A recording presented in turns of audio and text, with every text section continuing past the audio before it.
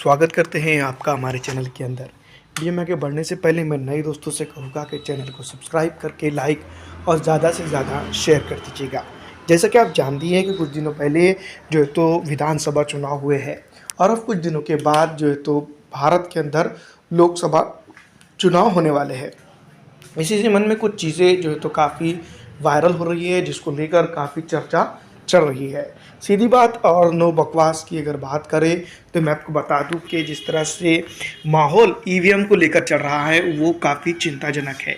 कुछ लोग supreme court और जो है तो हाई कोर्ट और अलग अलग जगहों पर इसके लिए दरवाज़ा भी खटखटा चुकी है। लेकिन मैं आपको बता दूं डीबी लाइव के मुताबिक एक खबर आई है जिसके अंदर मैं आपको बताना चाहता हूं कि ईवीएम के खिलाफ विपक्षी पार्टियों ने मोर्चा खोल दिया है। जिसका डर था वो हो चुका है।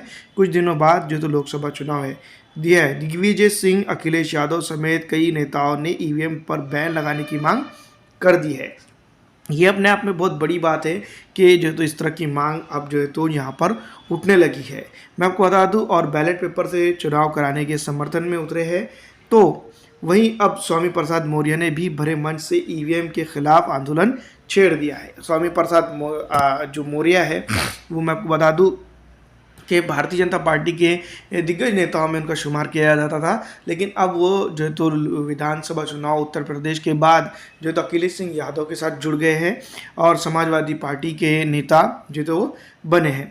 दूसरी बात मैं आपको बता दूं कि जिस तरह से बैलेट पेपर की अगर बात की जाए तो इसकी गिनती काफ़ी घंटों या फिर दिनों तक चलती है और जो तो ये थोड़ा जटिल प्रोसेस भी हो सकता है। लेकिन एक महान देश की डेमोक्रेसी को अगर ज़िंदा रखना है तो ये चीज़ें करना सीधी तौर पर ज़रूरी है। तो इस तरह से जो तो ईवीएम की बात अगर की जा रही है तो कहीं ना कहीं इसके अंदर घोटाला घपला होने के आसार जो तो इन नेताओं को दिखाई दे रहे हैं। तो जिसके चलते उन्होंने जो तो इस तरह की जो तो डिमांड की है और वाकई में इनकी डिमांड को मानना चाहिए या नहीं ये तो हम जो तो आपको बताएंगे। यही ईवीएम को लेकर जो तो कई बार जो तो तिकड़म हो रही थी, जीत कोई और जा रहा था। उत्तर प्रदेश के अंदर भी कई एक जगहों पर इस तरह के वाक़यात आए थे।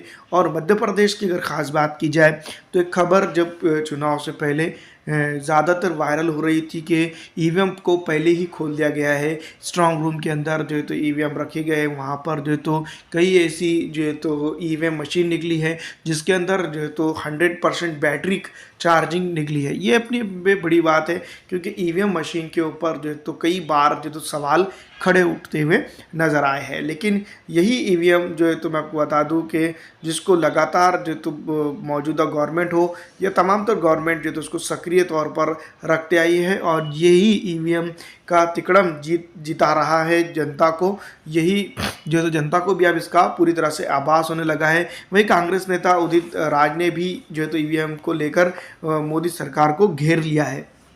तो तमाम तर पॉलिटिकल पार्टियां जो है तो इसके ऊपर जो तो चर्चा कर रही हैं। अगर ये चर्चा कहीं ना कहीं पॉजिटिव वे में अगर हो जाती है तो मैं आपको बता दूं कि जो जो जिस तरह से अखिलेश सिंह यादव, उदित राज जो कांग्रेस नेता है, स्वामी प्रसाद मौर्य समाजवादी पार्टी के नेता है और जो तो दिग्विजय सिंह ने जो तो शुरुआत में इसके ऊपर मोर्चा खुला और साथ ही साथ केजरीवाल ने भी कुछ दिनों पहले ही जो है तो इसके ऊपर बात कही है। और तमाम तर पार्टियाँ अगर देखा जाए जो फिलहाल स्टेट के अंदर राज कर रही है, उन तमाम पर पार्टियों की या फिर वो विपक्ष में है, उन पार्टियों ने जो है तो ये बात कही है कि ईवीएम से जो तो चुनाव कराने ज़रूरी है। तो ये तमाम तर चीज़ें होने के बावजूद जो है तो भारतीय राजनीति का एक नया सुनहरा इतिहास लिखा जाएगा, इस तरह की बातें कही जा रही है। लेकिन ये कहीं ना कहीं ये बात भी समझी जानी चाहिए कि क्या वाकई में ईवीएम से फेयर एंड फायर जो जिस तरह से अच्छे इलेक्शन जो तो अच्छी डेमोक्रेसी को ज़िंदा रखने वाले इलेक्शन होना मुमकिन है क्या। क्योंकि इससे पहले भी हमने देखा बूथ कैप्चरिंग और स्टैंपिंग, बहुत सारे ऐसे वाक़यात हमने माजी में सुने हैं बिफोर ईवीएम मशीन। लेकिन आफ्टर ईवीएम मशीन भी ये चीज़ें हुई है और होते हुए नज़र आ रही हैं। जिस तरह से मैं आपको बता दूं कि फ़िलहाल जो मध्य प्रदेश के अंदर जो कांग्रेस के दावे थे, ये खबरें काफ़ी वायरल हुई थी।